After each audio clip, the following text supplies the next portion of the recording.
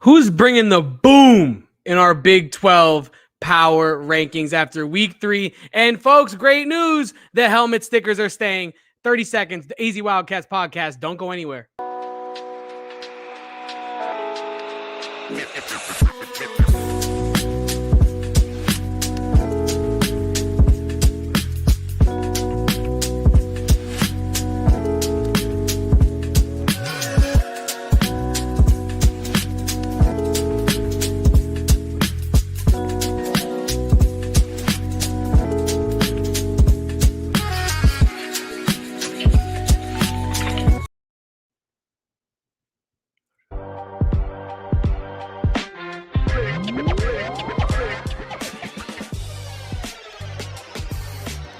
Welcome on in, everybody, to the AZ Wildcats podcast, coming to you live from Studio K, presented by our friends at Circle K. I am here at PHNX HQ3, where Kevin Thomas is at home, mending to some things, taking care of some animals. Kevin, I know we're not here in the same room.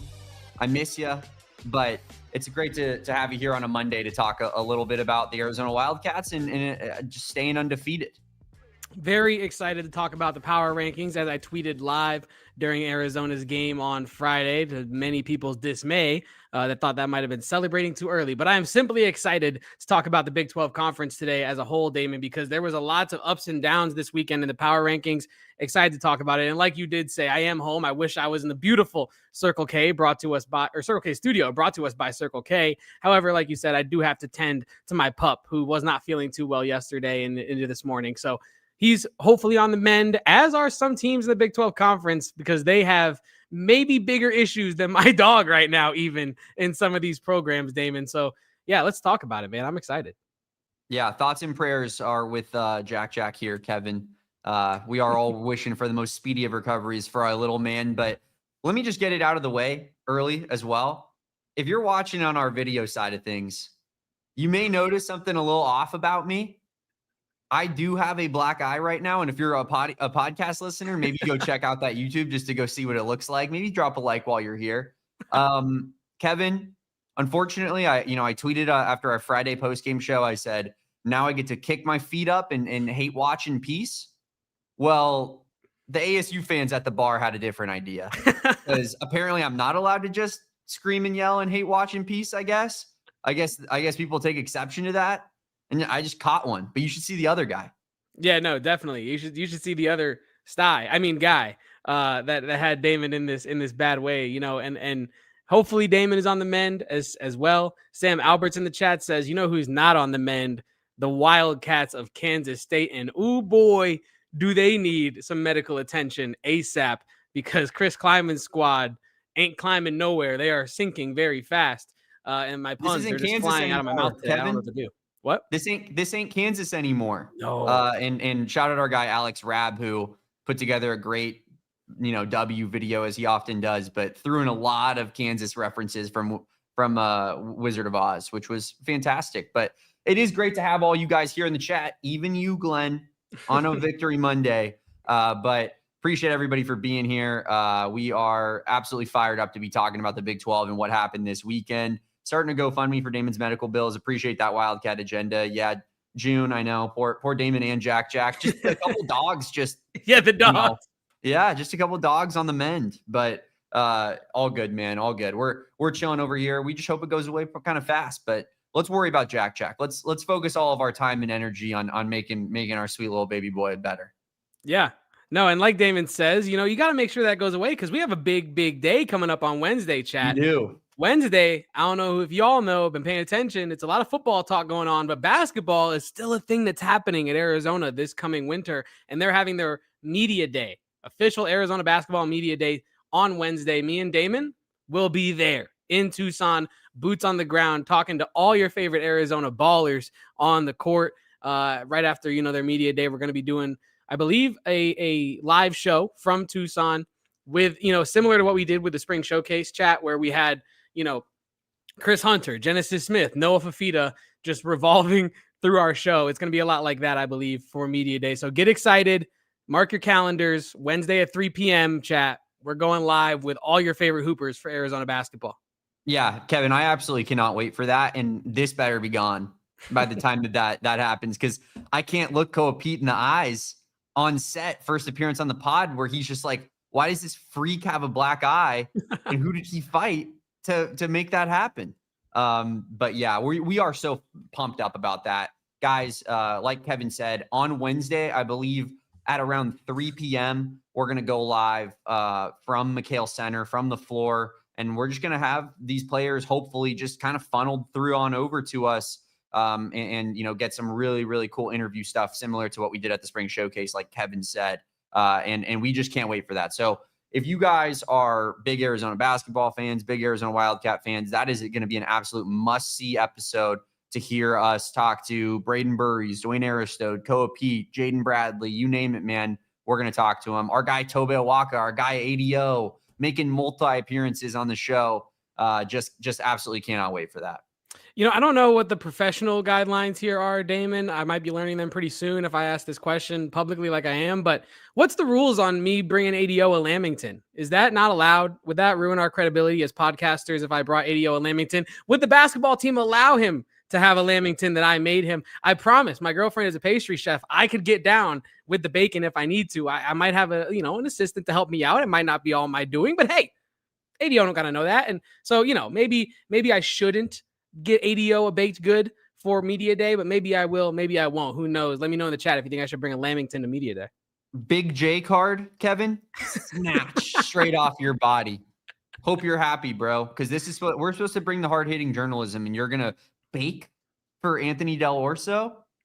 I guess I am. I more so want to try the Lamington myself, and I feel like if I'm gonna make a Lamington, I might as well share it with the Australian, our resident Aussie, who put me on to such a thing, Damon. That's more so where I'm coming from. Outside of I understand Big J. We can't give gifts, but we're still humans. The man put me onto a baked good that I might enjoy. If I try it, why not let him in on the trying? Yeah, no doubt about it, Kevin.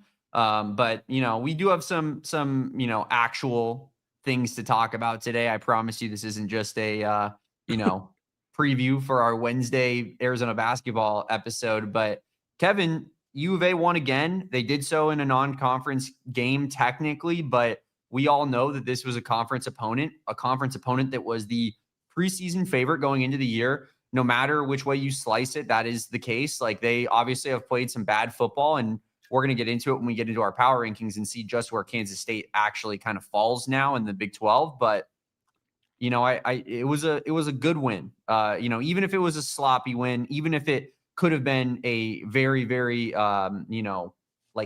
easy win without any pressure really, and it didn't turn into that. The fact that they were able to face that pressure head on and come out with the W, I think is encouraging, just in the sense of things are truly different than last season. Things are truly different. And as Glenn puts into the chat, can we make a super band list for K-State? Can we make an all-time band list for K-State? Because that program right now is absolutely a mess as of this year. And you mentioned it, right? Arizona might not have had the biggest win on the weekend. That probably goes to West Virginia, as we'll get to in a little bit. But it's up there with one of them, right? In terms of we called the Hawaii win a statement for the fan base. This win felt like it could have been a stronger statement, but it was definitely a strongly worded statement to the rest of the Big 12 conference that Arizona, when I use the phrase is back, I'm not trying to say that they're going to contend for the Big 12 title, although they are undefeated. I will say that Arizona is back from the standpoint of they're moving in the right direction. The program is moving forward. And now the rest of the conference understands that no longer. And shout out to Drake Toll of Locked On Network. I'm not trying to, poo-poo him. He actually does great work. He also puts himself in the arena and does power rankings every week. So I'm not trying to, downplay what he does with his coverage, but I am saying that guys like Drake Toll are no longer ignorant to what Brent Brennan has been changing over the summer. I believe I heard Drake Toll, and I don't want to misquote him, but a paraphrasing of what he said this morning on his show was, he didn't expect this from Arizona necessarily. Right. And I'm not, it's totally fair to have come into the season as a more national Big 12 guy and looked at Arizona and said, it's probably going to look a lot similar to last year. Maybe it's a little bit better, but I think if you're not locked into it like me and Damon are, I think you could come to that conclusion, and it's not the craziest thing in the world preseason Yeah. Preseason. We've played some games now, and like we said, the Hawaii win was a statement to you, me, and everybody here in this chat. But that K-State win was a statement to the rest of the conference that says, hey, we're here to compete this year. We're not just here to be walked over en route to a 4-win season.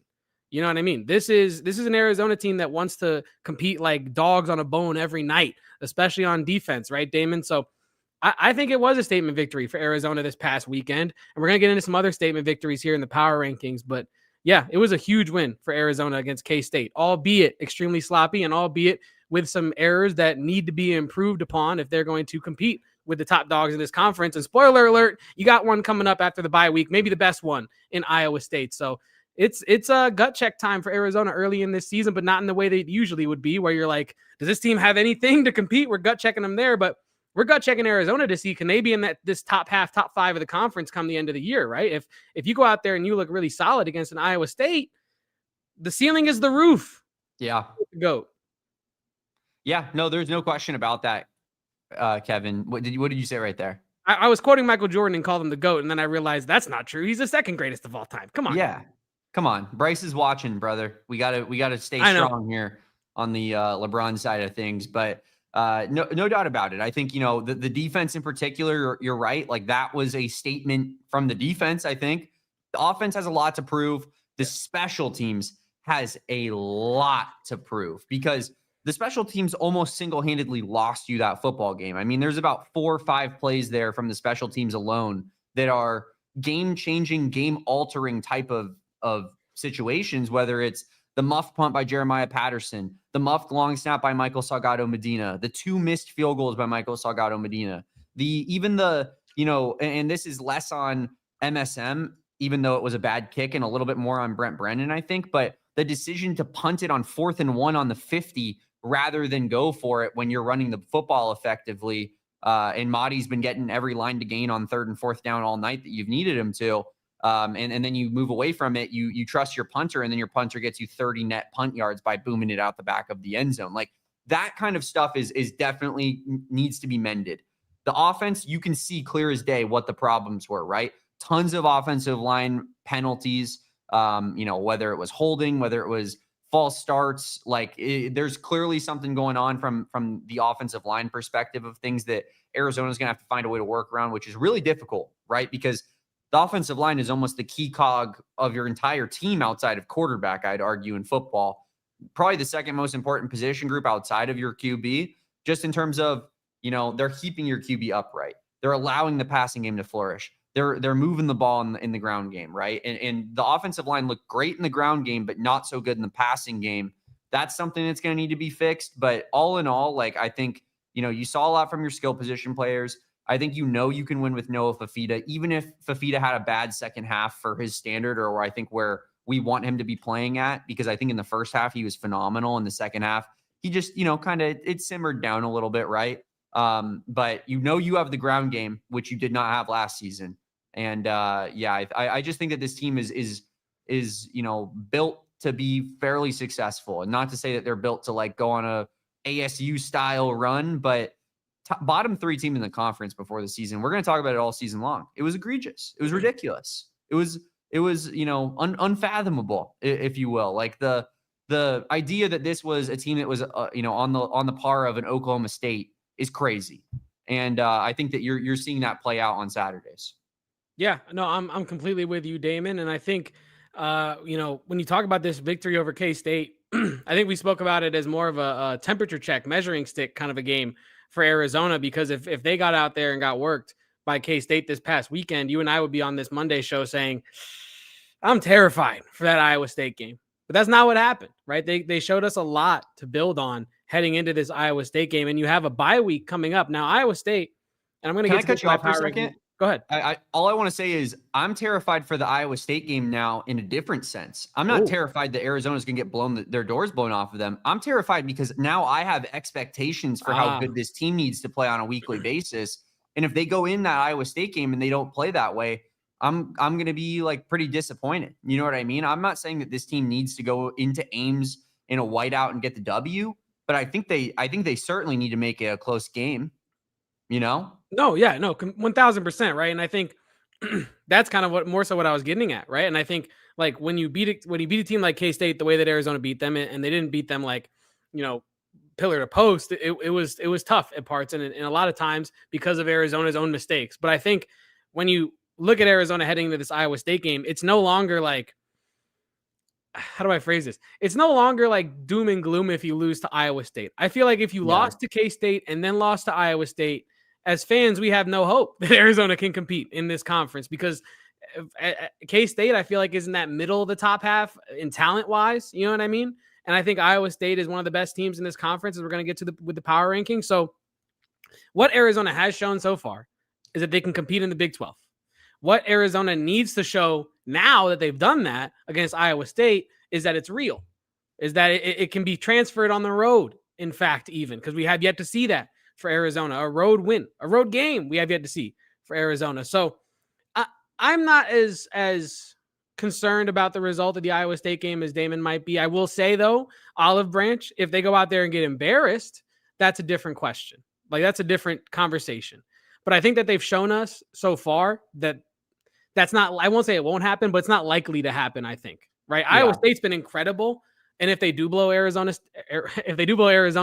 out of the state of Iowa, then, we can have that conversation in 2 Mondays from now, Damon. But right now, I really feel good about this Iowa State matchup. And I'm not saying that Arizona is going to go out there in Ames and win, but I do think they're going to make a good account for themselves at the bare minimum. And that's kind of a crazy thought coming into the year. Who would have thought we'd be here approaching the bye week, and you and I are talking about, could they beat Iowa State and get ranked after that game? It's an unbelievable thing that the coaching staff has been able to do. And now that being said, you got to clean out the holdings.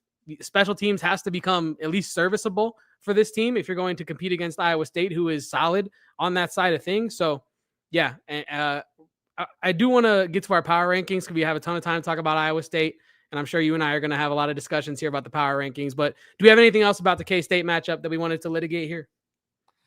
Not really. I think, just all the things we've hit on already, there's a lot to weed out and fix. I think, Wildcat Agenda says it here best in the chat, Kevin, of like, if the problems are, special teams mishaps and holding penalties on offense where you're getting grabby, it feels like those are things that can somewhat be fixed. I mean, I'm not going to say that, a bye week's going to make Michael Salgado Medina into Tyler Loop, but I do think that, he's made the mistakes in the game now. Maybe he got those out of the way. Maybe he's a little bit more settled in now. And I was talking with my parents this weekend, and I was thinking of past special teamers in Arizona football, recent history, I guess my lifetime more so, because it feels like there's oftentimes where, we kind of like take for granted the people that we have in the special teams room, and then they leave and you're sitting there and you're like,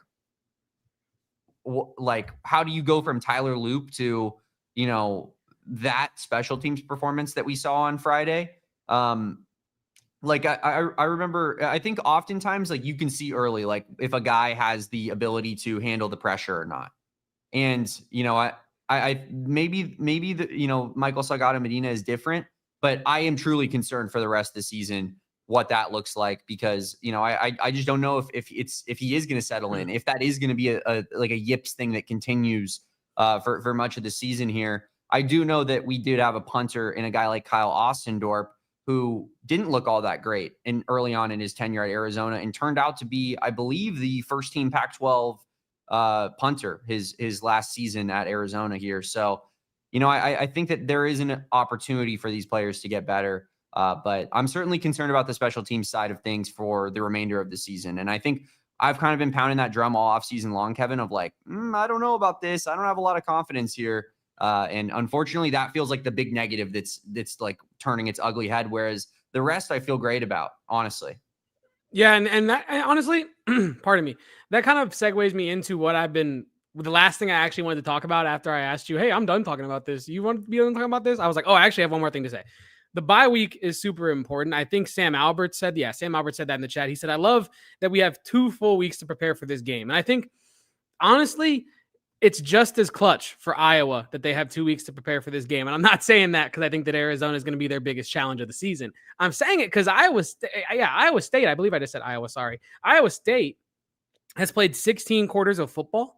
I think I heard from Drake Toll this morning that they played 16 quarters of football before TCU had played 8, which is, we're going to talk about that Arkansas State game. It was not pretty. They did not look good, but that is 2 road games, one of them in Dublin in the first 4 weeks, a game against your biggest rival at home in a situation where you haven't won in 6 or 7 attempts. And then you get like that adrenaline dump out the way and you travel to a team that you're probably overlooking because you have conference play coming up and you get the W.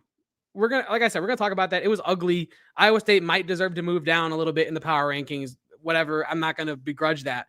Point being though, Iowa State is looking at this bye week, with hard eyes all over the place because they probably need a break like they need air to breathe. You know what I mean? So yeah, I think it goes both ways. Arizona has 2 weeks to prepare for the toughest challenge yet of the season. Iowa State has 2 weeks to recover from 4 weeks of tough challenges. I know, like I said, the teams might not have been the toughest at all times, but when you look at the context, Iowa State has had, not the most favorable travel schedule, playing schedule for the non-conference. So I think that's going to be a hell of a game. And I think the 2 weeks are going to make it even better. Yeah, I'm with you there, and I do think that the idea that like we have a bye. I think before the season, if you went through our like schedule kind of walk through episodes, Kevin, we were probably talking about the timing of this bye week and being like, it's great that you get a bye week before one of your toughest opponents, but it kind of sucks that you get a bye week before a team that you almost assuredly are going to lose to, because you'd probably rather have that bye week in a game that it's like, man, this truly could be like a marginal difference that takes the team to victory versus a loss. Now I think that's completely different, right? Like we're singing a different tune as we were in March, talking about the football team when the schedule came out. Like now Arizona's 3-0. Arizona's undefeated. Arizona gets a win against Iowa State, and the ceiling is the moon. The ceiling is the stars, Kevin. Like all of a sudden, you just beat the team that's in first place in your conference and you're still undefeated. You're ranked. And it's like, now I'm not saying that that's like a realistic expectation, but now you're in the world of, can we actually do this thing? Like, are we going to compete all year long? And so I think that this bye week could be potentially massive just in terms of giving Arizona that extra time to, kind of get right, get healthy, get some of these players that are questionable back. But you also have a really well-coached team in Iowa State on the other side that, they get 2 weeks off to prepare as well. Matt Campbell is the, epitome of consistency in this conference, doing so at a program that is incredibly hard to win at. And Kevin, we talk about this off air all the time. Like Iowa State is kind of sick at sports for being in Ames, Iowa, for being a top 5 swagless university, according to, the brain trust of this fine program. Sources, trust me, bro. Yeah. And it's like, you go out there and you're somehow able to just sustainably recruit winning teams in major sports, whether it's football or basketball. Pro players too. Yeah. Pro players. Like, I think that, that's a program that deserves a ton of respect. But listen, man, I respected the hell out of Kansas State's program, and then we went and got the W. Let's do it all over again. I love it. I'm all about it, Damon. And I'm also all about these power rankings. And me and Damon are going to get into our power rankings after this quick break here on the AZ Wildcats podcast. So leave a like, drink your water. You know the drill. Don't go anywhere. And that's right. Me and Damon are here to talk to you guys today about our friends over at, you guessed it, Rally House. Rally House is my favorite place to get sports memorabilia. I say it every time I do this ad read. I know this is focused on Arizona sports. I'm going to get to that in a second. But every time I go back home to St. Louis, where my love for sports was birthed out of my brain here in my head, right? Every time I go back, I got to stop by Rally House. I got to see what they got because I want to represent the teams that got me into sports, right? And Rally House has every way possible for you to do that. And if you're an Arizona Wildcats fan, good news for you. 39 pages last time I checked. I'll repeat it, 39 pages of Arizona Wildcats memorabilia at rallyhouse.com. So if you are like me and you love to rep your squads, I have my dog sitting next to me has a St. Louis Blues collar on that I got from Rally House when I was in there. So find your local Rally House location today and shop their entire product assortment, all 39 pages, online at www.rallyhouse.com today. Possibly right now in another window as this show plays.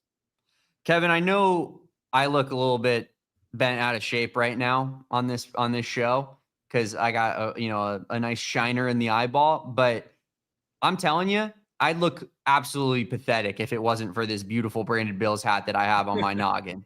It is saving me right now, and it's honestly, it might be redirecting the people away from what's going on over here and more about what's going on right here. Because how about that beautiful state outline hat?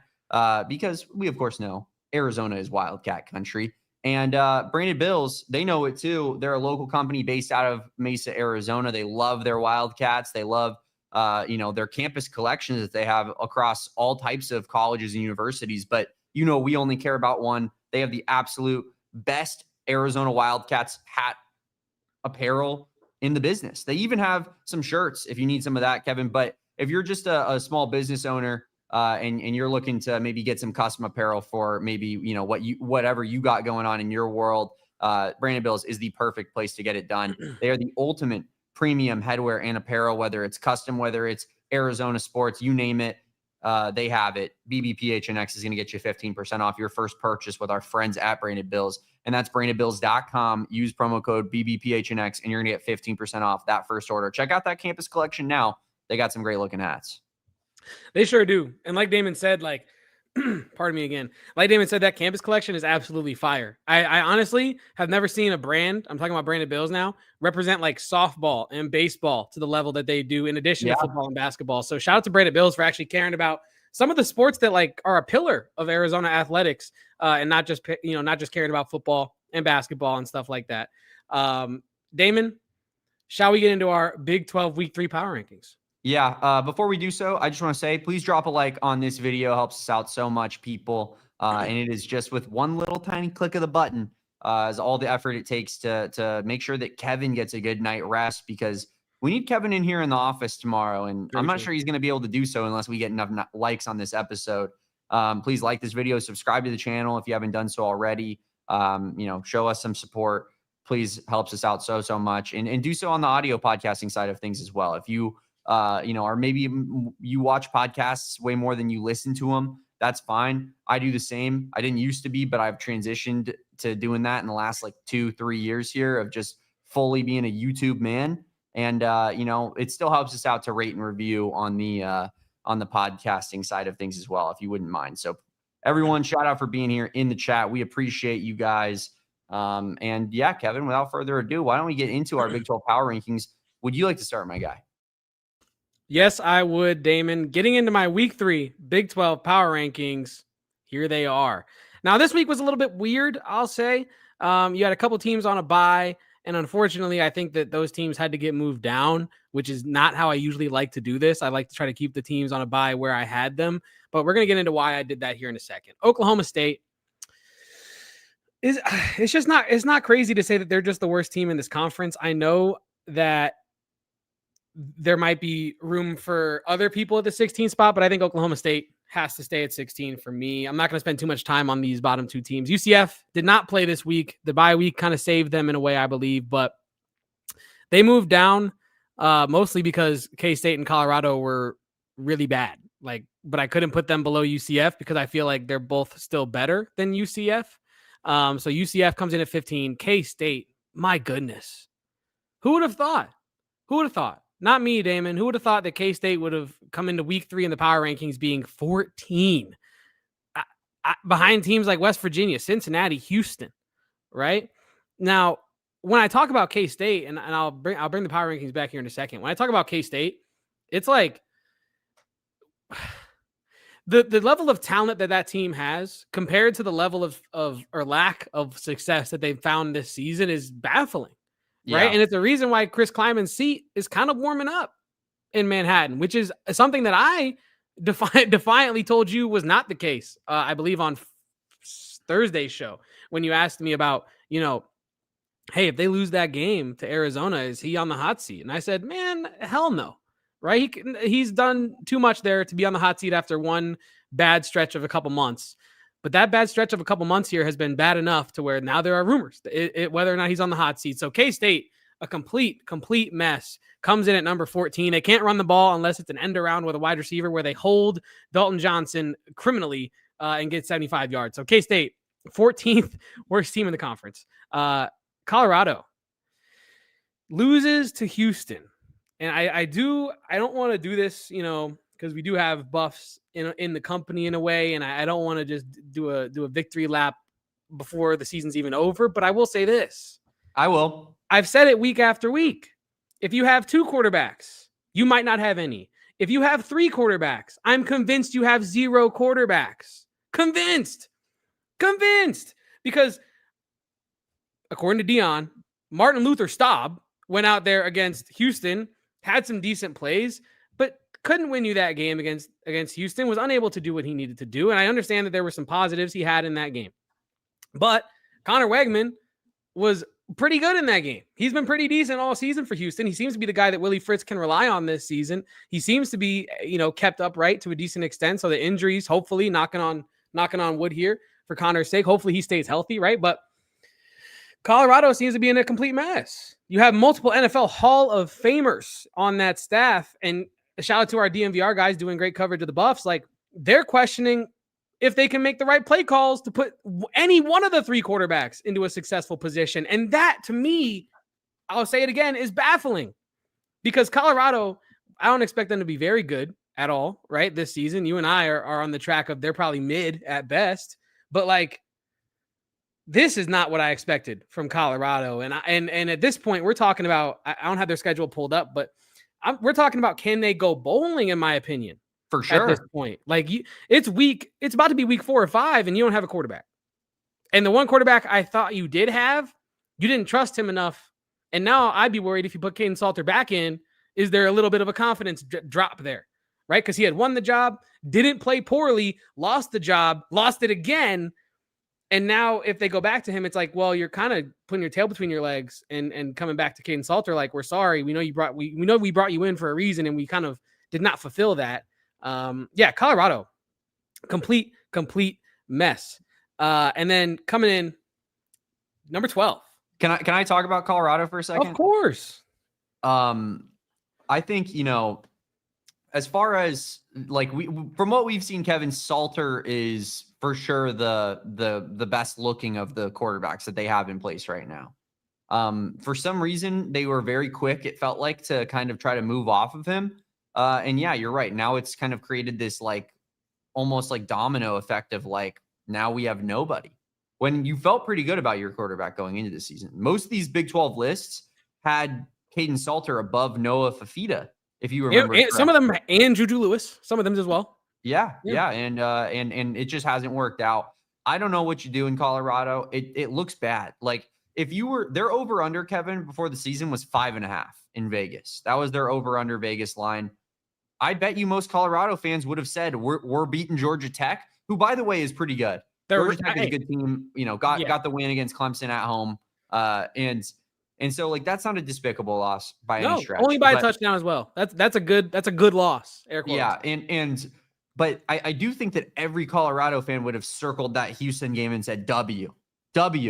We're beating Houston, no doubt about it, and it wasn't even really close. No. And now you got to look in the mirror, I think, if you're Colorado, and say, where are we going wrong?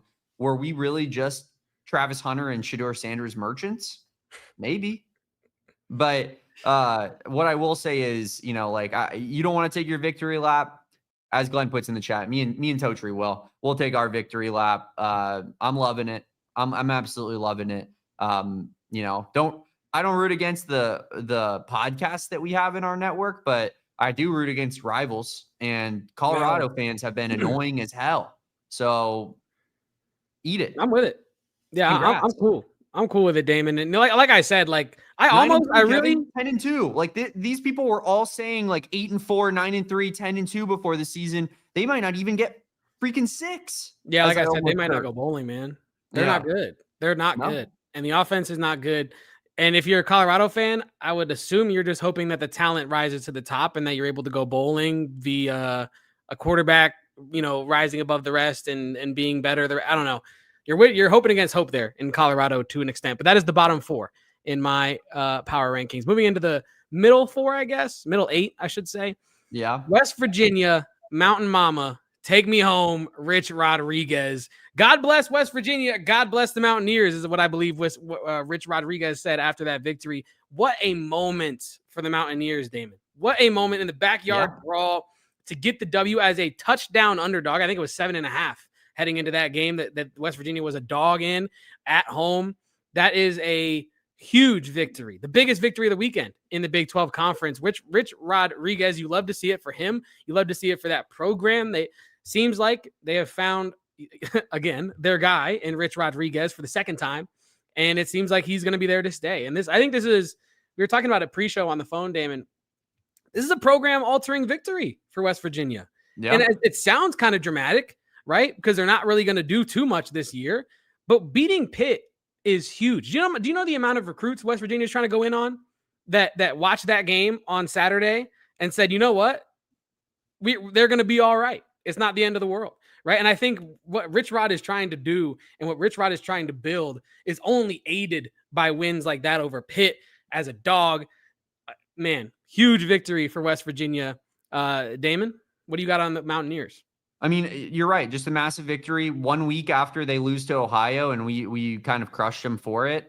Turns out I think Ohio is not a bad team. I mean, they even kept it semi-close against Ohio State for a minute there. But, I don't think West Virginia is good.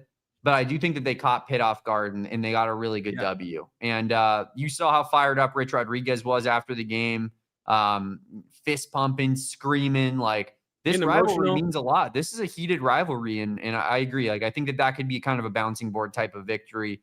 I don't think they're going to have a good year still, but I do think that that's something that can inspire a little bit of confidence and at least help you on the recruiting trail. Hey, look at what we got going on. Year one, and we're beating our rival in a big game. So yeah, I mean, that was a massive win for West Virginia, and they deserve a decent sized jump up in the rankings for it. Yeah, and we were talking about this pre-show as well. We almost wanted to put him even higher. At least I thought about it as per our conversation that we're going to get to when we go to yours. But I have Cincinnati one spot ahead of them at 11. I don't think they've done enough to rise and or drop. They absolutely dominated their opponent this past weekend. I believe that one was the Northwestern State game, correct? Where they dominated them absolutely. Yeah, 70-0. Sorsby goes perfect, 15 for 15 on the day. They absolutely killed it this past weekend, but I don't think that it was a better win than Houston. But I also feel like they might still be better than West Virginia. So that's why they stay there at 11. Houston coming in at number 10. Big statement victory in this conference for Houston over Colorado. We spoke about how bad Colorado might be, but by the other side of that coin, Houston might be pretty damn competitive in this conference. People are talking about a couple teams in this same breath, but Arizona, Houston, Kansas, BYU as teams that really could surprise people as opposed to what people thought coming into the preseason with how high they finish in the Big 12 Conference. Connor Wegman seems like Willie Fritz's guy right now. He is producing. He was by far the best quarterback on the field this past weekend. And not only that, he did it with the rushing as well. So I have Houston coming in the top 10, rounding out the top 10 at number 10. BYU moves down after a bye week. Sorry about it, BYU fans. I'm not going to lie. I didn't really want to do it. I still believe in BYU. But my number 8 team, Arizona State, needed that win like they needed air to breathe. In the first half, if you're an Arizona State fan, you're probably sweating a little bit. I'm not saying that it's like, oh my God, are we going to lose to this team? First quarter, maybe. Yeah, sorry, first quarter. Pardon me. I did say first half. You're right. Nice catch there, Damon. But first quarter, you're not thinking you're going to lose, but you are sweating in terms of, does this team just not have it? Where's the magic that was, there last year? It's been lost. And then that second quarter comes around, and I've been hard on Sam Leavitt this year, but I am an honest man. I will give credit where credit is due. Against a subpar opponent this past weekend, y'all, and I hate to say it, Sam Leavitt was running around them like he had college football 26 on rookie mode. He's going out to the right, stopping, making a guy miss, cutting it back, spin moving, going to the left, getting the first down, flexing on guys. Credit where credit is due. He looked incredible on Saturday, Damon. And it's good enough to get Arizona State one up in my power rankings. KU moves down after a bye week. Again, I don't love to do that to KU, but Arizona had a statement victory that gets them into number 6 here. They do defeat K-State, one of the more sputtering teams in the conference, but I think it was a good enough performance to get them one spot higher. I understand that the second half was less than ideal. There were mistakes that were made that me and Damon have already talked about on this show that kind of hinder this from being a true triumphant, awesome, everybody's celebrating kind of a victory. It's a little bit more bittersweet than that. But I do think Arizona was good enough and proved enough, specifically with the defense, to move up to number 6, almost in that top 5 in my power rankings. And speaking of that top 5, we got Baylor staying right there at number 5. I don't really think I need to say too much about that positioning. They kind of holding strong at number 5. TCU moves down 1 despite beating Abilene Christian. I just feel like the top 3 right now are pretty clear, and that's not really a diss to TCU. They could easily get back up into that top 3, but letting Abilene Christian, who, as Damon told me pre-show, is a pretty solid side, by letting them score 21 points. I don't think that's top 3 enough, because Texas Tech is going out here killing teams. Their starters, Damon, I don't know if you saw this. Their starters, I got this from Locked On, have outscored their opponents 160-0. And I got to tell you that's a top 3 team. I'm sorry to break it to you, TCU fans, go Frogs, but like that's a top 3 team in Texas Tech. Moving on to number 2 and number 1, staying put. I feel like I'm not going to move these teams based on the past weekend they had. Iowa State and Utah coming in at 1 and 2 respectively. I think I already litigated this a little bit, but Iowa State, I'll keep it brief. Coming off of 4 weeks of really tough travel, 1 to Dublin, 1 back to Ames, right? You have a Dakota team come in, you beat them. You have your rival come in, you beat them in huge triumphant fashion. Then you got to go out to Arkansas State, and you're probably thinking we're going to roll over this team, head into the bye week, face Arizona. But then Arkansas State plays the best game in program history against you and makes it tough. At no point, maybe you feel differently, maybe the chat feels differently, but at no point am I watching that game like Iowa State's going to lose this. Yeah. At no point. So I think Iowa State, get them the rest. They're going to come back and unfortunately against Arizona probably look every bit as good as they've been looking for 3.5 weeks, right? And so for that reason, they stayed put at number 1. Although Utah, absolutely, I mean, this is one of the shockers of the conference, right? And I'm not saying that because nobody believed in them and no one thought the Devin Dampier could do what he's doing, but not to this extent, not this soon. I think Utah has been one of the best teams in the conference, offensively, defensively, quarterback play wise, and they come in at number 2. So real quick to wrap it up, these are my week 3 power rankings right here. Iowa State, Utah, Texas Tech in the top 3. Arizona comes in at number 6. ASU comes in at number 8. And K-State, Colorado, absolutely plummeting. I love it, Kevin. We're going to talk about my power rankings and where me and you differ. We'll do all that and more on the other side of this break here. Don't go anywhere.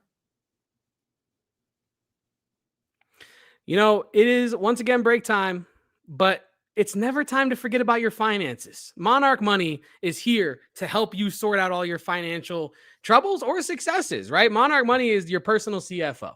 I use Monarch Money every day. It helps me keep track of my income, my expenses, my subscriptions. I know if you're a WNBA fan, these days you have tens of subscriptions to watch your teams. And if you're not a WNBA fan and you just like movies, I'm sure finding your favorite movie these days, you have to have 5 different streaming platforms. So Monarch Money helps you remember that kind of stuff, right? If you have a new recurring vendor, they will notify you. If you have a goal you want to set and smash, they will help you reach that goal. You can, track your goal saving within the app. And it is truly, truly a huge, huge personal tool of mine that I use. I love Monarch Money. And if you don't believe me, that's okay, because they were named the best budgeting app of 2025 by the Wall Street Journal. The accolades don't stop there. They're also Forbes' best app for couples. If you're, in a household where you want to split income with your significant other, don't let this financial opportunity slip through your fingertips. Use code PHNX at monarchmoney.com in your browser for half off your first year. That's 50% off your first 12 months of a personal CFO. Who doesn't want to roll around like a big wig with a personal CFO, right? That's 50% off your first year at monarchmoney.com using promo code PHNX.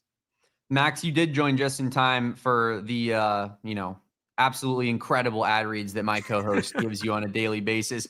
I got to talk about one company that means so much to me and is very near and dear to my heart, Kevin. It's my sweet, beautiful babies at Circle K. We are, of course, in Studio K, presented by our friends at Circle K. And they are such big supporters of what we do here at PHNX Sports. We constantly are supporting Circle K as well. I know me and Kevin are avid Circle K users, enjoyers, maybe, if you will. We love hitting up America's Thirst Stop. using our Inner Circle Rewards program membership to save as much money as possible on things that we would be buying anyways, whether it's energy drinks, just a nice little beverage stop, some snacks, you name it. The Inner Circle Rewards membership program is saving you money. And of course, the gas, Kevin, where you can save 25 cents off per gallon on your first 5 fill-ups after you sign up for the Inner Circle Rewards program. Then you save 3 cents off per gallon every time you fill up after that, and 5 cents off per gallon once you reach premium status. The savings are right there in front of you, and they're so simple to get. All you have to do is download a free app, plug in an email, choose a password, and you're done. It's that easy. Circle K is trying to help you save money. Guys, take advantage of it now. Don't leave that money on the table. Join the Inner Circle for free by downloading the Circle K app today. Terms and conditions apply at participating locations. Visit circlek.com for details. Damon, I just wanted to make a quick little statement before you got into your power rankings. I know because I haven't talked enough in the last 20 minutes on this pod, but all we're doing on this show is saving and then making you money. We save you money with the ad reads, like at Circle K and Monarch Money. Damn right. And then we make you money with our best bets. Okay, maybe not this past weekend, but in general, our locks are pretty good, right? My number one best bet, Arizona, smashed. Your number one best bet was UCLA. You took it off the board. That shows good intuition. You know what I mean? So just actually not my number one. My number one actually did end up losing, Kevin, because I was running the damn football and I did Oregon. Did you happen to see this game at all? I didn't see it, but I did see the final score and we did text about it a little bit. Bro. Yeah. I've never seen a more like obvious Vegas knew exactly what was going to happen line in my entire life. Kevin, Oregon goes up 34-0 to start the fourth quarter. The spread, of course, being 27.5. Northwestern gets the ball back after being shut out all game and immediately marches down the field 75 yards, scores, makes it 27 when the line was 27.5. Turns out, Kevin, that morning, Vegas actually changed it to 26.5. So the people that got on it in the morning were all about 26.5, and they were sitting there going, well, at least we called it right. At least we still got it right. And then what does Northwestern do? They score with a minute left. And even the people that had 26.5 lost as well. After Oregon goes up 34-0 after beating Oklahoma State, 72-3 last week or whatever. Man, I mean, if that wasn't the most like Vegas just knows exactly what they're talking about thing of all time, I don't know what to say. No, yeah. They knew everybody was going to take Oregon after that monstrous performance last week. And they were like, don't worry, guys. Northwestern's got us on the backdoor cover. Hey, we'll even give you the same number if you want Oregon. If you liked it so much, why not do it thrice? We'll give you the same number. It won't hit. You know. What did I change to? I did change to something, and I believe it did hit. But I'm blanking. Off top of my head, I don't remember, to be quite honest with you, and that's on me, man. That's on this brain right here. Oh, it was LSU spread. Oh yeah. Did that cover? Cash it. Okay, Easy cover. Yeah. 5 picks from DJ Lagway. Catch it. 5? Yeah. He was that bad? Oh, yeah. Damn, man. Oh, yeah. DJ Lagway versus Arch Manning could move mountains in the wrong direction. Hey, no big deal. Just another 2 for 1 week for me over here. That's all good, Kevin. All good. You do your own thing. I'm just going to keep putting together, stacking brick by brick. 2-1, 2-1, 2-1. Yeah, not financial advice, but we're making money so far. You know what I mean? Yeah, we are. Let's get into my power rankings here, Kevin, and pull them up. Let's see what me and you got different between one another. Ooh. Oklahoma State, obviously last. They are the worst team in this conference by a long shot. I am putting them in last place. I think that's obvious as hell. Speaking of hell, UCF. No, I'm sorry. They're actually not that bad. You know what? I'm just not overly impressed by UCF.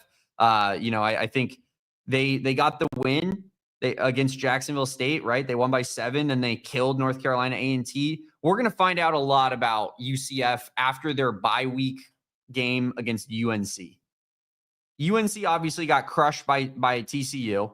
So we know that they're not, like, at the very least, maybe they're better than what they showed. They're not a good team, right? UCF has an opportunity to at home potentially get the job done versus a power conference opponent. And maybe me and you are singing a different tune after that game. But I think until they prove that, they have to be towards the bottom because they just have, on paper, some of the least talent in the entire conference. moving forward to Colorado, Colorado is they've just been putrid, and I think this is a disaster start to the season. They're 1-2. I think we're looking at 4 or 5, maybe 6 wins if everything breaks right for them. And so I'm moving them down. And Kevin, you had Colorado above Kansas State, which I understand based off of how bad Kansas State's played, but I'm just doing that based off of if they were playing one another, I think Kansas State would win the football game. As of right now, I think that they win the football game. Maybe that's a bad take. Maybe that's biased from a U of A perspective, because I thought that I saw Kansas State at least put a couple things together in the second half that made it look a little bit better. Granted, a lot of things were having to go their way to even make that close to a game, and they still lost. But I just think that they win on a neutral field versus Colorado. Maybe I'm wrong. We'll find out in the future here. For the record, I think you're actually like, that's a very solid argument. If you pull your list back up here, like I think I had Colorado ahead of K-State because I felt like, well, I don't know. I think I just felt like K-State has looked truly, truly bad in comparison to what I thought they would be. And I thought that Colorado would look a lot closer to this than like 10-2, for example, just to throw a random record out there. Right. So like, so that's kind of why I had it there. Right. I think Colorado has played, you play Houston, you also play Georgia Tech. Those are 2 really tough games. K-State has also played some tough games, but I think that they've looked worse in relation to their competition than Colorado has. And maybe I'm just straight up wrong on that, but that was kind of my reasoning for having K-State 1 above Colorado, just kind of shifting them all down a little bit. Yeah. I feel that. I think that from what Kansas State showed us, they probably should be below UCF if you're going based off of like, and I know everyone's processes for their own power rankings is a little bit different. Like that was kind of the big controversy with our first iteration of this is, for me personally, I like to do it kind of in a way of like, who would I put my money on if they were playing each other in a neutral site game? And I just think Kansas State with Avery Johnson and, just knowing, I guess, who their quarterback is inherently gives them an advantage. Like that alone makes me feel more confident in Kansas State. I think Kansas State probably has, a better defense than Colorado, even though it's, that's probably not too far off of a discussion. But I'm taking Kansas State. We're splitting hairs here, though. Let's move on away from the bottom 4 here, Kevin. We talked about West Virginia enough. Maybe they should even go above Cincinnati here because they had the most impressive win of the week, and it sees them out of the bottom 4 for me and into the top 12. We'll see what they do rest of the way. Cincinnati has not impressed me at all. Brendan Sorsby looked like garbage against Nebraska in his one legit game. Then they beat Bowling Green by 14 in a game that was kind of similar to ASU's NAU game where it was never really that close, but it ended up being a pretty close margin when it was all said and done. I'm not super high on Cincinnati, but we'll see what goes on here. And then I think once I get into this top 10, I actually think that all of these 10 teams are pretty damn good football teams.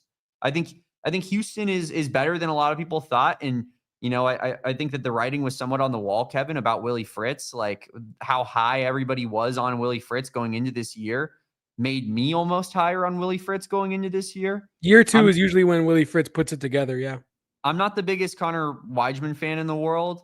But as we've talked about, I think he's about to hand the baton to Keyshawn Henderson, and Houston could have a really dangerous program going in the near future here.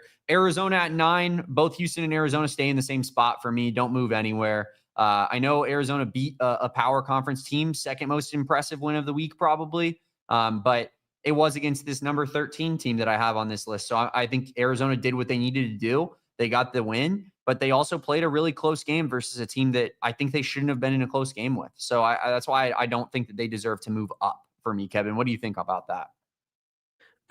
I think it's fair, honestly. And I think when we look back at your top 10, right, I don't think that there are any teams in there that I'm like, does that team really belong in the top 10, Damon? Right. I think like Arizona being just kind of at the bottom half of the top 10 is not the craziest thing. I look at, a team like BYU.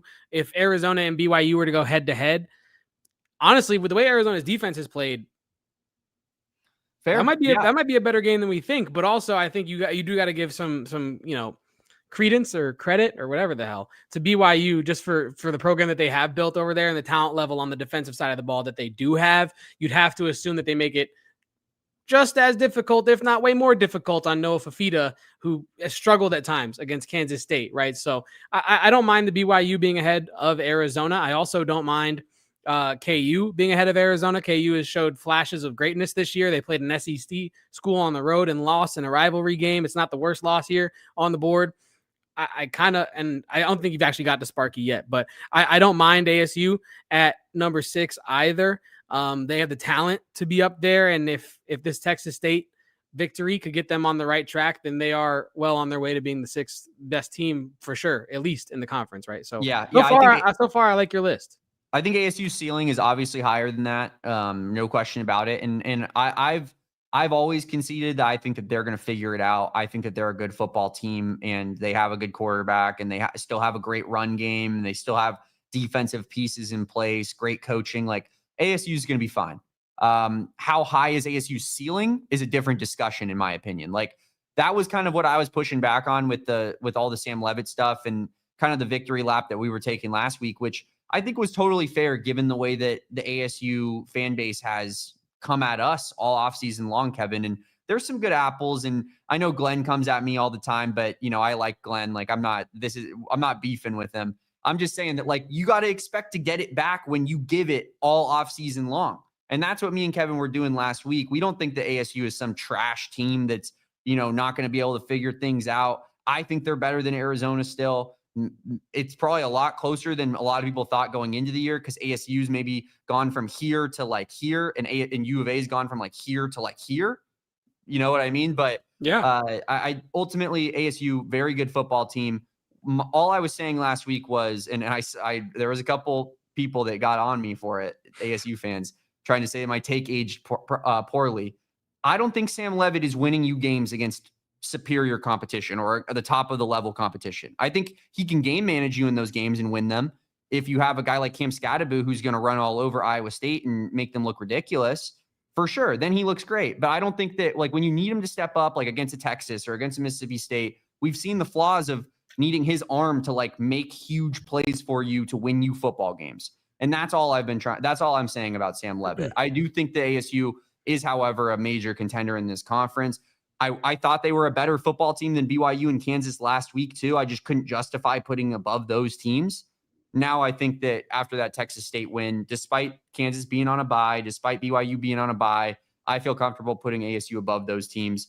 I just don't trust Bear Bachmeier when it comes to BYU. And with Kansas, I think that they're a good team, but maybe are they just like a trap team for teams, or are they truly like that contending level? Yeah. Or are they just like one of those teams like in the 3 to 5 range of this conference, right? Where they're good enough to give anybody a game on their best day, but also they could falter and get wiped by like an Iowa State on a day, right? So yeah, I like that logic. And you're right. Like, we honestly, people on the ASU side have definitely been bigging up their side maybe more than they should have. And I think you and I are just trying to course correct a little bit on the expectations. And I think ASU fans are honestly starting to come around to our takes potentially, Damon, as we move on to the rest of your power rankings here. Yeah, the rest of the power rankings, finish out the top 5. TCU, you did nothing wrong, son. But I'm just moving you down. I'm sorry. You could move your way back up. This is not set in stone. But I don't know. As of right now, I like Baylor a little bit better. Everybody obviously knows that I've been a big on Baylor all offseason. They've been, they crushed Samford this week. I don't know, man. I think Baylor and TCU are about as close as you could possibly put them, but I just like Baylor a little bit better because I like Sawyer Robertson and what he's got going on. And then getting into the top 3, just to round things out real quick.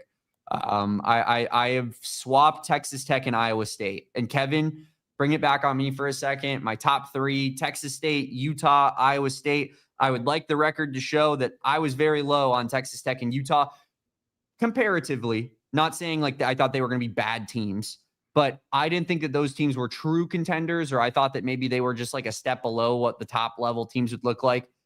I was wrong. It's week 3. I was wrong. Texas Tech, I think you guys are really good. I still don't believe in Mom's Meatloaf under center, but that's a different discussion for a different day. I think they have probably the best defense. And then you look at Utah, who just continues to dominate.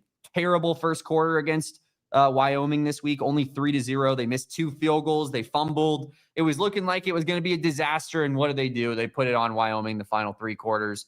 and leave no doubt, even covering the spread, which of course was one of my picks this week, if you remember correctly. So shout out Utah for that one. I think Texas Tech, Utah, Iowa State is an easy top 3. I don't think you could go any other direction.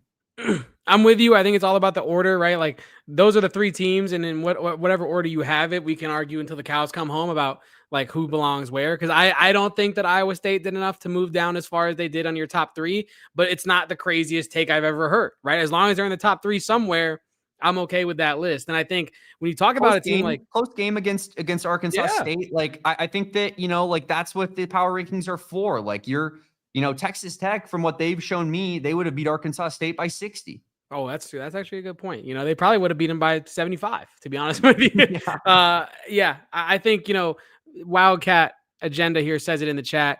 Texas Tech does look like a buzzsaw, albeit against some questionable comp so far, but you have no reason to expect that won't carry over to the Big 12 conference, and they still won't be, a world beater. I think that they could be in this conference, right? And like I said in my power rankings, I just didn't feel that Iowa State and Utah did poorly enough to move down, right, in my rankings. But like I said, as long as you have those top 3 teams as a top 3 teams in any order, I'm cool with it. But yeah, I like your power rankings. People in the chat as well like your power rankings. I think my mom said that you might actually work better with a black eye. Like your power rankings might be improved through the arduous journey that has been your weekend. Maybe that ASU fan who clocked me nice and shiny put some sense into me. Huh? I don't know. Who knows? Only time Again, will tell, though, Damon. you should see the other guy not doing well. But some of the comments here in the chat, we got Max saying Colorado fans will still probably tell you they're taking the Big 12, 10 out of 10 delusion. If that ain't the facts of life, brother. Finman in here trying to talk to everybody about the Mississippi State game with ASU, just saying basically that, that's a big question mark. We don't know how good that team is. I think that's 100% fair. We don't truly know how good Mississippi State is. On paper, a loss against a 2-win football team last year looks horrible. Yep. Maybe they're a 6-win football team and you played a SEC school on the road and, all of a sudden it looks a lot better on paper. We'll find that out as the year goes on. And Glenn, of course, saying TCU fans are about to give me another black eye.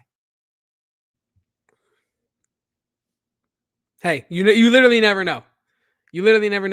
I will be in the building on Friday night for TCU ASU. So I will be holding strong with my TCU brethren in that game, Glenn. So I hope they don't attack me because I'm on their side. If they're attacking me, then I got nobody at that stadium who's my friend, Kevin. I'm walking into that stadium. TCU fans hate me. ASU fans hate me. I mean, it's a disaster.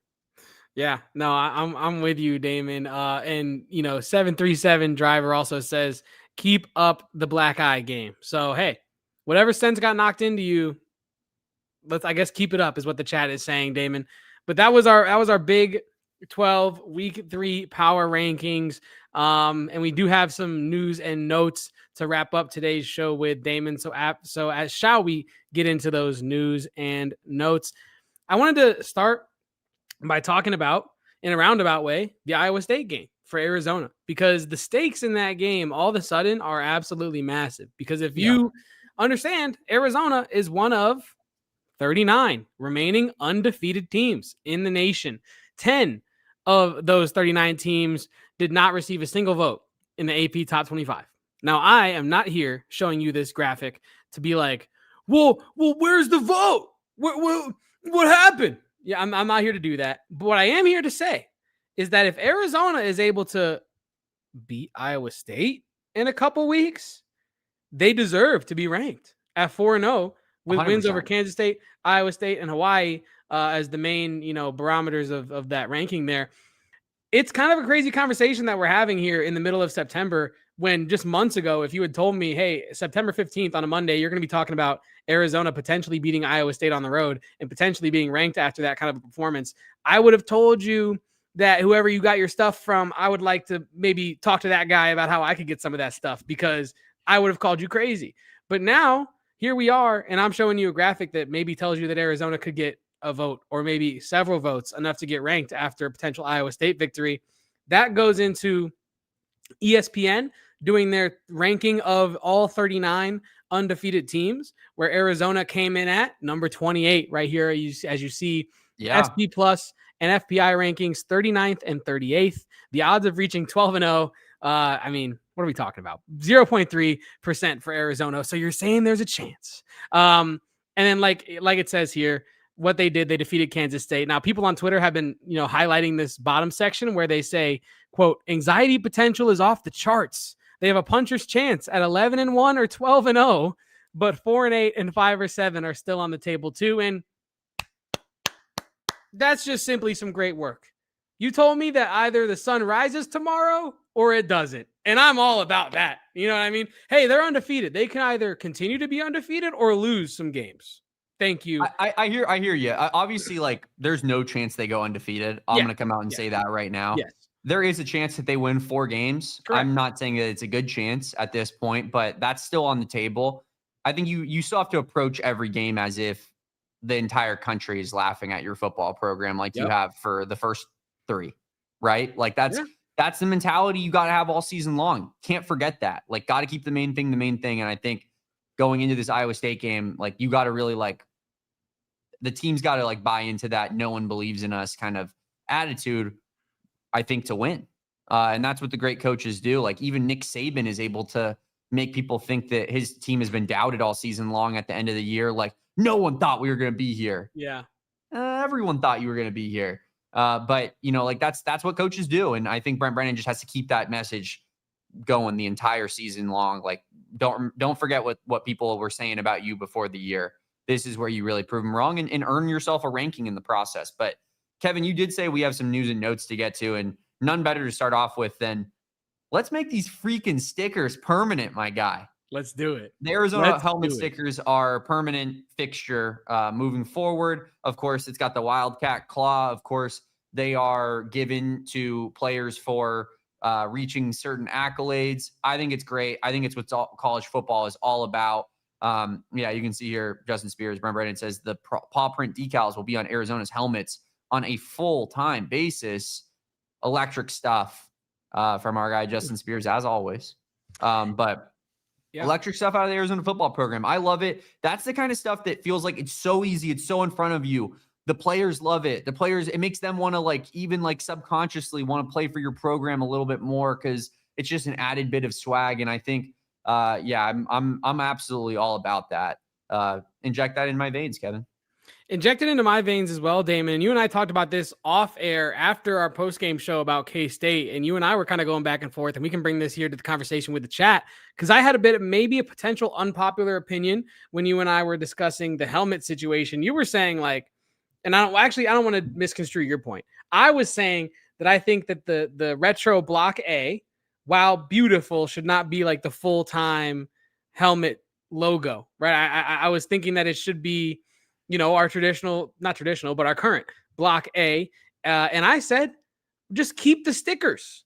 That's all you got to do. Keep the stickers. Go back to the regular helmets or helmets that you have, the rotation you have. Maybe keep this, retro Block A in that rotation, the same way you have the script helmets in the rotation, the same way you have the cactus logo in the rotation, right? But I was pretty adamant that the stickers had to stay. But I believe, Damon, you were saying that the stickers are kind of a package deal or should be a package deal with the Block A. Can you explain your point, or am I getting it wrong? All I was saying was I broached the question of, should this be our thing? Because I think that, a lot of, like, it's usually a baseball thing with the alternate logos where, like, a baseball program has a different logo than maybe like the main North Carolina logo, for example, right? I was just kind of hypothesizing, could you see a place where maybe they go back to that A for football and, it's not like the full-time A all the time, but it's just what we wear with the football helmets, because those uniforms and those helmets do go together and were our uniform combos back in the 1980s.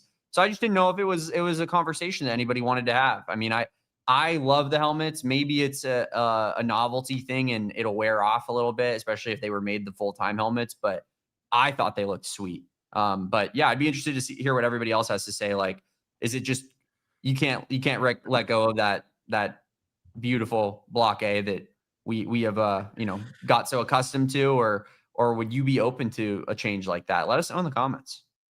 Yeah, I would prefer that we don't go back to the retro block A, mostly because, and I was looking at it this weekend to really try to identify like what I love about the modern block A that we have. And I love like the sharpness to it. Like it's very sleek. Like it is a block A, but it doesn't literally look like a block A that you just put the highest level of text on, right? The highest font number that you could. It feels like there's a bit of a design to it. And I like that. I appreciate that. And I think that it makes the retro logo hit even harder because you don't see it every day, because you don't, have it on all your gear. I rep the retro A, as everybody knows in the office. I rep the AFCA all the time. People make fun of me for it because it looks like the American Football Conference logo. And I think if you're Arizona, let's just keep it real. To this very day, your logo is still getting confused somehow with your rival schools. So I don't even want to enter the water of the AFC conversation of everybody looking at the block A on ESPN going, well, what's the AFC doing in the Big 12? So I, for one, think we should keep the current block A and just play around with the retro every once in a while like we do and make it feel special, make it feel right. But I'm happy that the stickers will remain on all the helmets. Me too. I think this is the right move. And I'd love to see that helmet maybe be worn one more time this season, but I think it's a good alternate to have kind of in the back pocket there. But we also, have some women's basketball, right? We did get a women's basketball commit this weekend. I don't even think this was in our show rundown here, but I did want to just say this on air, even though we're in the heart of football season, Arizona gets Michaela Presser-Palmer committed, who of course was 4-star guard. 5'11", Springfield, Pennsylvania at Northwestern High School, offers from Wake Forest, West Virginia, Marquette, and more. Becky Burke just continues to nab recruits here and there, and definitely just feels like momentum has just been built with this program. Like, I think if it's going to come down to coaching at this point, because I fully trust Becky Burke to get the players in the room. Yeah, no, you're right. And I was remiss to not put that in the show rundown. I think with all the chaos that has been the weekend, I just kind of, I knew it happened. I reposted it. I read about it, but I just didn't think to put it in the show rundown. So that is on me. Hand up accountability, chat. But yeah, Becky Burke continues to build. And I think that, like you said, she has done nothing short of a perfect job so far since she got hired to Arizona. And I say that knowing that we have yet to play a basketball game, knowing that Becky Burke, has not shown us anything on the court at Arizona yet for her team. But all she can do is control the controllables. And in the offseason, the stuff she can control, recruiting, fan engagement, the whole nine, she's done perfectly. I don't think that you and I have, I don't think that we've had like a legitimate reason to criticize Becky Burke yet. And I know I'm not just trying to like shoot I don't see how sunshine and rainbows. Huh? I don't see how we would. They haven't That's played what I'm saying. Yeah, she hasn't given us the chance to do that. And I'm not, like I said, I'm not trying to just shoot sunshine and rainbows at you, but also Kinda. like she's coming to this job and she's killed everything so far. True. Like she's done it. And I think I'm so positive about it because not only, Damon, has she just done her job that she's supposed to do. Like, I'm not just trying to give her a gold star for showing up and making cool workout videos, but like, I think what makes me happy about Becky Burke being here is the fact that she's not only come in and done her job, she's excelled at it so far. Right. And I think that she was put in a pretty interesting position. I'm not going to say like super tough position, but I think she was put in a really interesting position with the transfer of power from Adia Barnes to herself, with the transfer of the fan base, right? From the Adia Barnes fan base to the Becky Burke fan base. I think like she's had to win over people and prove that this fan base is going to have some good basketball to watch. Cause I think that was a real question when Adia Barnes left, because the basketball was not good at the tail end of the Adia Barnes era. Right. So when you hire a coach from Buffalo, it's like, are we going to get better? You know what I mean? And I think Becky Burke has given you every indication that not only are you going to sustain, you're going to get better as a program. And so that's why I'm all in so far on Becky Burke. And that's why I'm so glowing when I talk about Becky Burke in very complimentary fashion, because of the stuff she can do, she's killed it so far. And I don't want to like make an unfair comparison, but it is a bit of an unfair comparison. You can't say the same for a guy like Brent Brennan, right? Who came in and like instantly made a critical error in bringing in Dino Babers that I'll say one of the main pillars of last year's failure, right? But here's where I'm going to push back on that, Kevin. And I think this is where you are being too sunshine pumping and rainbow pumping. Is we didn't know Dino Babers was a complete and utter disaster until games were played. Maybe Becky Burke has made a something like along those lines that has, is a complete and utter disaster. I doubt it. I highly, highly doubt it. But I'm saying that I think it's complete. Like, I don't think it's fair to be like, man, like Brent Brennan did it differently, when the reason we were mad about Brent Brennan was not because of how he handled the offseason. It was because of how he handled the season and what it looked like and what the team looked like. It wasn't because he was recruiting bad or he wasn't getting players to come back to Arizona or whatnot. So that's where I think Becky Burke has a ton to prove still, but you're right. She has done everything possible correctly thus far. And I think that's zero room to complain. I think that's a good pushback. And Nick Arenas literally just read my mind as I was going to say this in the chat. What you don't have with Becky Burke is you don't have Buffalo fans being like, good luck with that. And I think that, and this is a bit of hindsight, so I'm not trying to bring this Buffalo to the table fans, as like a... Those exist? Okay. I'm fair. They probably have about 10,000 like active fans that like genuinely care about their university. No, that's genuinely fair. But that's where my mind went, right? And I think your pushback on me was like very important there, because you're right? We still have to see it. We didn't know how catastrophic that Dino Babers decision was until we saw it in live time. But like I said, I think that even bringing over a guy like Dino Babers and there being rumblings of like, he's kind of washed. He's not the same guy that he was when he was having success at this level. Becky Burke comes over and first it's question marks, but then it's exclamation points. Everybody being like, no, this is a home run. And so I think that that's kind of where I'm feeling super sunshine and rainbowy, in the sense that there hasn't yet to be a negative indicator outside of stuff that we can't control yet. We haven't seen the basketball. So until we see the basketball, I'm all in. I agree with you. I think there's no reason to not be all in. I need to get my guy Kevin on his leash and just pull him back a little bit and just say, hey, hey, big guy. It's been a long off season without basketball, Damon. I think I'm just ready to talk about Arizona. We have 48 days, 11 hours, 42 minutes, and 24 seconds until Arizona tips off with Florida men's basketball side of things. I'm counting down the seconds. Yeah, literally. I have it on my browser every day, counting down the seconds. Yeah, no, I'm with you.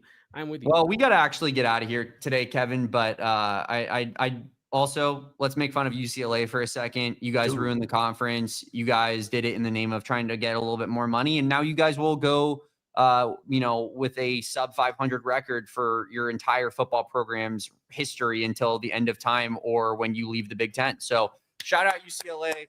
Great job by you guys. Deshaun Foster fired. Nico Iamaleava looks like a clown. And Jed Fish is on line one. I heard Kalani Sitake might be online too. That would be an interesting one, because I think Sitake is Mormon, right? So I believe so. I don't want to speak out of my rear here. There was but always, I know that there were some Sitake rumors in terms of Arizona, and that the big pushback was always like, well, BYU has tons of resources, and that's like his faith. So I think that'd be a tough pull. Maybe they could get it done with the Big Ten money that they have. But I almost think that even though BYU's in the Big 12, like they probably have a better booster situation to help keep their coach in place than UCLA to try to nab them. But maybe I get proven wrong there. Do you think Jed Fish is licking his chops to potentially get in on this job?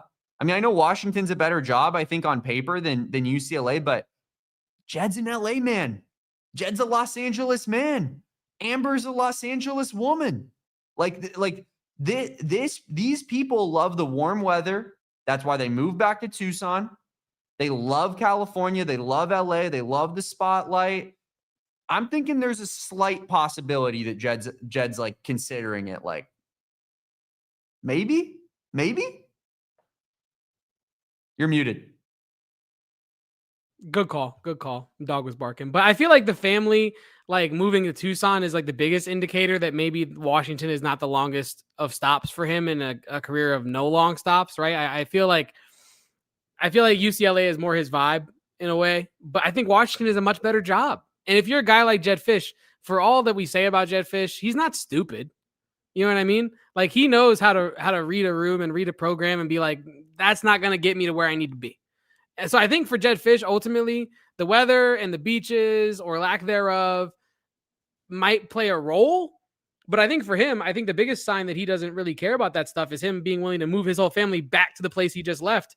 And almost probably, I'm speculating here, but it's almost like a move of like hey, you guys, I understand you're not happy here, but I'm trying to do something. So here's an olive branch. You can go back to Tucson while I stay up here and grind. And when we get out of here to Florida, everyone's going to be reunited and everything's going to be good. So Florida don't want him though. Florida, that's the who want me thing. Like I know everybody always says Florida, but there's been rumors for like a couple of years now that he kind of burned his bridges at Florida a while ago. Yeah, but anyway, I like whether it's Florida or not. I think that kind of is like the unspoken agreement there, and like as I'm saying this from no place of knowledge, a place of ignorance, actually. But like, I feel like he's not just going to jump on the UCLA job because the weather's nice. You know what I mean? I think you'd have to really show him. Like, is he going to be able to take all the Arizona Wildcats that he took to Washington to UCLA with him? Because I think that would, like, if he can take Damon Williams and Jonah Coleman and who else, pardon me for forgetting his name, but the receiver from Tucson, Desmond Roebuck. Like, if he can take all those guys with him to UCLA, the equation has totally shifted, right? But I think that would be a huge lift. You just got all those guys to go from Tucson to Washington with you. And now I understand it's an upgrade in part of the country again, but like that's a lot of moving around for these kids. Ultimately, kids. Bro, he does not care at all. Go look at his resume. Like the guy 2 years at Washington is like his longest tenured job ever, tied. Like the guy is a perennial serial job mover. And so I think it's totally on the table. I think it's totally an option. I'd be shocked if they haven't already had conversations about it, to be completely honest with you, being in week 3. But I agree. Like, I think ultimately, like, if he could somehow be like, hey, Damon. Yeah. LA. And that's why I brought up the player thing. Cause I know he doesn't care about that, but he would care if it would get the players to not go with him. You know what I mean? So like, if the players are like, dude, we just moved to Washington.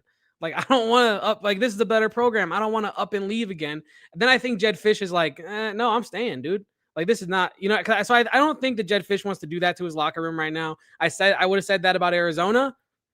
And here we are. Did that to his locker room, though, in 2023 when he was taking Michigan State interviews in the middle of the season and following it up with Washington interviews right afterwards, telling everybody that would listen that he's not leaving. Like, the guy's just a liar, man. That's why you can't trust him. I think that it's totally an option. I hope it happens just for the sake of, I know UCLA is a joke and will never be good again. And I hope Jedd goes there and that's a perfect marriage, because they could just fall into irrelevancy together. I would love it. UCLA, who ruined the Pac-12, Jedd Fisch, who ruined one of the Pac-12's most fun teams.